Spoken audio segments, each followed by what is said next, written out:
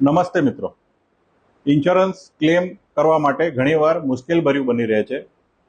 ઘણા લોકોએ insurance claim reject થવાનો પણ અનુભવ કર્યો છે. પરંતુ ઘણી વખત ઇન્સ્યોરન્સ ક્લેમ બહુ સામાન્ય બાબતોના કારણે રિજેક્ટ થઈ જાય છે.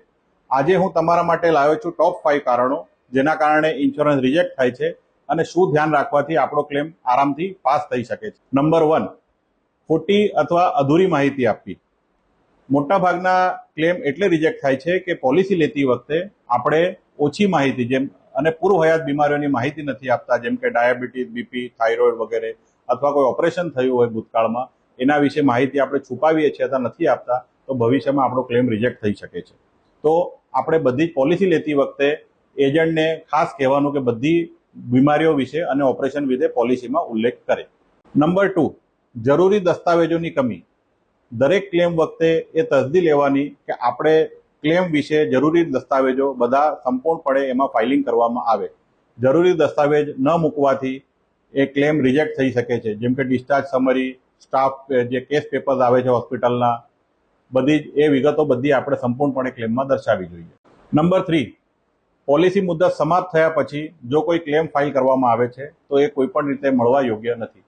તો રિન્યુઅલ ડેટ ટાઈમ ધ્યાન રાખવા નમ્ર વિનંતી છે, તો આપણને ક્લેમ આરામથી મળી શકશે. નંબર 4, પોલિસી મર્યાદા કરતાં વધુ ક્લેમ કરવો. જો આપણે પોલિસીની મર્યાદા સમ એશ્યોર્ડ 5 લાખ કે 10 લાખની હોય, જો એના કરતાં વધુનું ક્લેમ મૂકીશું અથવા તમારી પોલિસીમાં જો સબ લિમિટ્સ હશે તો એ પ્રકારનો ક્લેમ આપણને મળવાપાત્ર નથી. એના માટે આપણે ઉપયુક્ત વીમો લેવો જરૂરી છે અને સાથે ટોપઅપ પોલિસી પણ લઈ શકાય, જેનાથી તમારે કોઈ પણ જાતનો એમાઉન્ટ પાસ થઈ શકે. નંબર 5, પોલિસી અને નીતિ અને નિયમોનું વાંચન ન કરવું. પોલિસી લેતી વખતે દરેક પોલિસીના બરોબર નીતિ અને નિયમો વાંચીને સમજણપૂર્વક લેવું જોઈએ, જેથી આપણને ક્લેમ મળવામાં તકલીફ ન પડે. આ ટોપ 5 કારણો છે જેના કારણે આપણા ક્લેમ રિજેક્ટ થાય છે અને તે ટાળવા માટે સરળ 5 ઉપાયો આપ્યા છે. જો તમને અમારો વિડીયો ગમ્યો હોય તો અમારી ચેનલને લાઈક, સબસ્ક્રાઇબ અને ફોલો કરશો અને નવા અપડેટ માટે બેલ આઇકોન દબાવશો. ઇન્સ્યોરન્સ ડિકોડેડ.